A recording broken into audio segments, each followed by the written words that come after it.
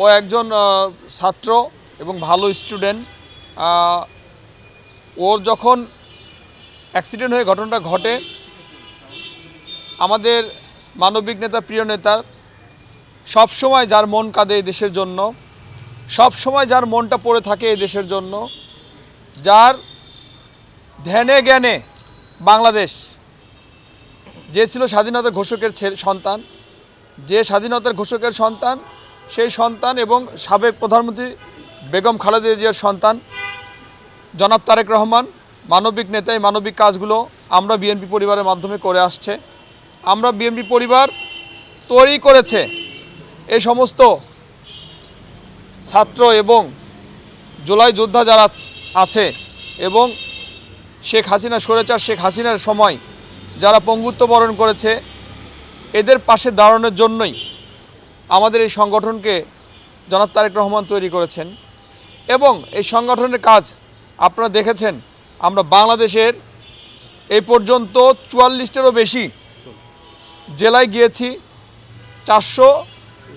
প্রায় ৫০০ পরিবার দোরগোড়ায় গিয়েছি এবং জুলাই যোদ্ধা সহ খুমগুন পরিবারের অনেক সেবা আমরা করে যাচ্ছি। সবসময় প্রতিনিয়তই আমাদের মানবিক নেতা জনাব তারেক রহমান আমাদের পরামর্শ দিচ্ছেন, তার পরামর্শেই আমরা কাজ চালিয়ে যাচ্ছি। তারই অংশ হিসেবে আজকে এই যে আপনার আমাদের এই ভাইটির বাইজিদের আজকে নতুন পা সংযোজন করা হলো। আমরা নতুন জীবন পেয়েছে উনি। আমরা এরকম কাজ জনাব তারেক রহমানের পরামর্শে প্রতিনিয়তই করে আসছি। এর আগেও আমরা করেছি, আগামীতে আরও করতে হবে। ডাবল ধামাকা অফার, ওয়ালটন ল্যাপটপ পাওয়া যাচ্ছে নতুন ছাড়কৃত মূল্যে। এখানকার যে কর্মকর্তা যে আছেন এই হসপিটালটার, উনি আমাদেরকে একটি আশ্বস্ত করেছেন, যেহেতু জনাব তারেক রহমানের মানবিক কাজ উনি এর পরেও আজকেও করেছেন, ওনার জন্য করেছেন, এরপরেও উনি যথেষ্ট ছাড় দিবেন এবং এই মানবিক কাজে আমাদের পাশে থাকবেন।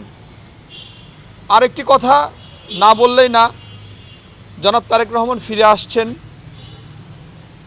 তারিখ ঘোষণা হয়েছেন, আপনারা জেনেছেন, সময়ও আপনারা জেনেছেন, কিভাবে আসছে সবই আপনারা জানেন।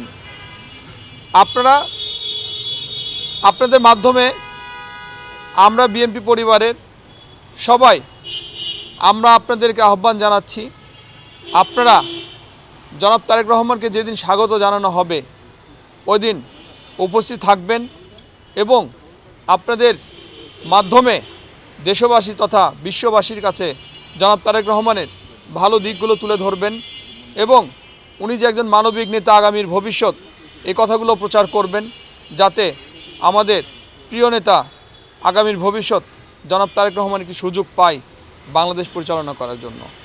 আর আপনাদের কাছে অসংখ্য ধন্যবাদ এবং সর্বশেষে আমি সরি বলছি, আমার পিআইবিতে বড় একটি প্রোগ্রাম ছিল, এই জন্য আসতে দেরি হওয়ার জন্য।